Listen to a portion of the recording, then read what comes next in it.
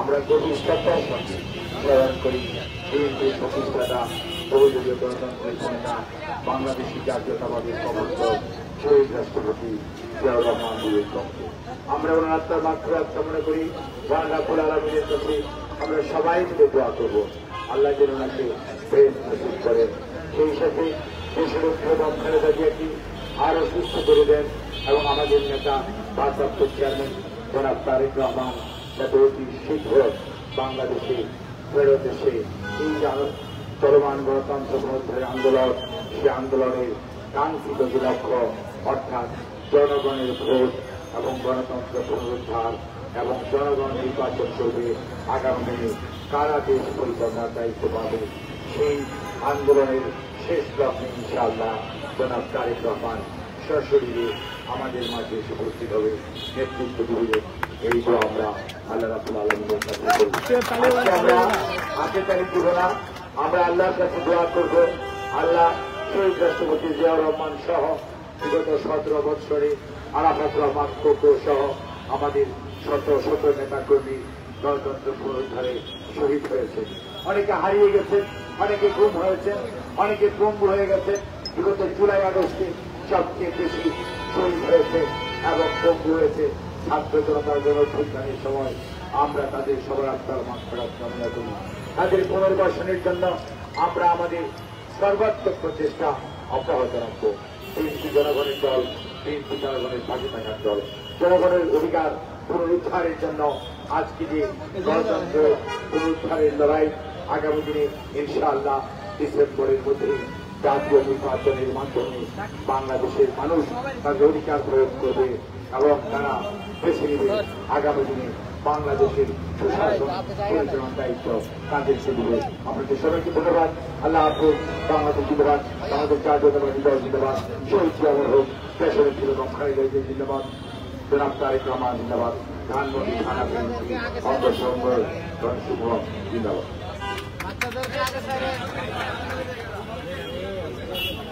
বাচ্চাদের আগে ছাড়েন।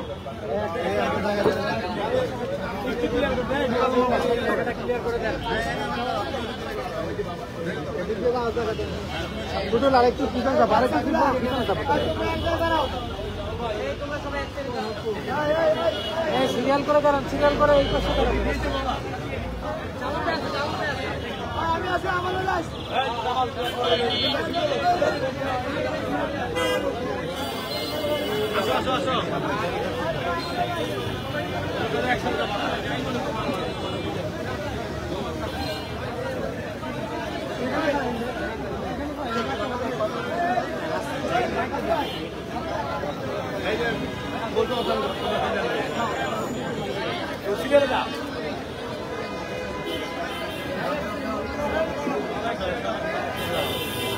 সবাই